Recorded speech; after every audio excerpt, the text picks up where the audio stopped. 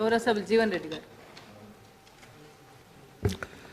అధ్యక్ష, రాష్ట్ర ప్రభుత్వ ఉద్యోగస్తుల న్యాయపరమైనటువంటి సమస్యల పరిష్కారానికి సత్వరమే పరిష్కారం లభించాలనే భావనతోని వాస్తవంగా గతంలో ఈ సమస్యలన్నీ కూడా హైకోర్టు పరిధి లోపలనే విచారణ చేయడం జరుగుతుండే. తదుపరి క్రమేపీ హైకోర్టులో సమయం ఎక్కువ తీసుకోవడంతో ఏపీ అడ్మినిస్ట్రేటివ్ ట్రిబ్యునల్ ఏర్పాటు చేసుకుంటే వీళ్ళ ప్రభుత్వ ఉద్యోగస్తులకు, రాష్ట్ర ప్రభుత్వ ఉద్యోగస్తులకు సత్వరమే పరిష్కారం లభిస్తుందనే భావనతోని ఏపీఏటీ ట్రిబ్యునల్ ఏర్పాటు చేసుకోవటం మరి ఇప్పటి వరకు అది కొనసాగుతూ వచ్చింది. అధ్యక్ష, వాస్తవంగా రాష్ట్ర విభజన కాబట్టేటువంటి పరిస్థితులలో వాళ్ళ ఏపీఏటీలో విచారణ పెండింగ్లో ఉన్నటువంటి ఒక తెలంగాణ ప్రాంతానికి చెందిన రాష్ట్ర ప్రభుత్వ ఉద్యోగస్తుల కేసులను హైకోర్టు బదిలీ చేయాలని చెప్పిన ఏదైతే రాష్ట్ర ప్రభుత్వం మరి బిల్లు తీసుకురావడం జరిగిందో, వాస్తవంగా వల్ల హైకోర్టులో కూడా ఏపీఏటీ కంటే సత్వరంగా పరిష్కారం అయ్యేటటువంటి అవకాశం లేదు. వాస్తవంగా స్టేట్ రీఆర్గనైజేషన్ యాక్ట్లో హైకోర్టు విభజన సత్వరమే చేపట్టబడాలని ఉన్నప్పటికీ కూడా మన శాసనసభ కూడా తీర్మానం చేసి కేంద్రాన్ని నివేదించినాం.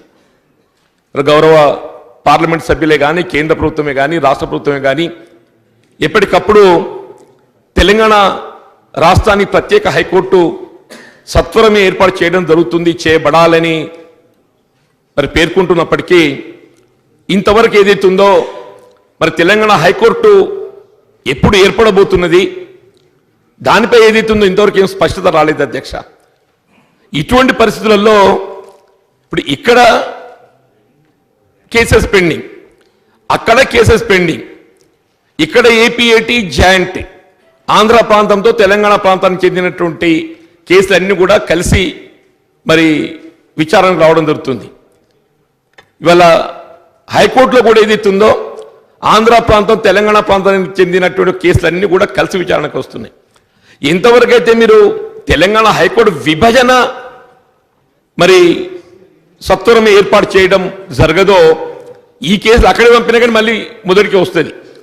కాబట్టి దయచేసి నేను రాష్ట్ర ప్రభుత్వం విజ్ఞప్తి చేసేది ఏంటంటే మీరు ముందుగా ఇవాళ తెలంగాణ రాష్ట్రాన్ని ప్రత్యేకంగా హైకోర్టు ఏదైతే మన రాష్ట్ర పునర్విభజన చట్టంలో పేర్కొనడం జరిగిందో దాని గురించి మీరు కేంద్ర ప్రభుత్వంపై ఒత్తిడి పెట్టండి.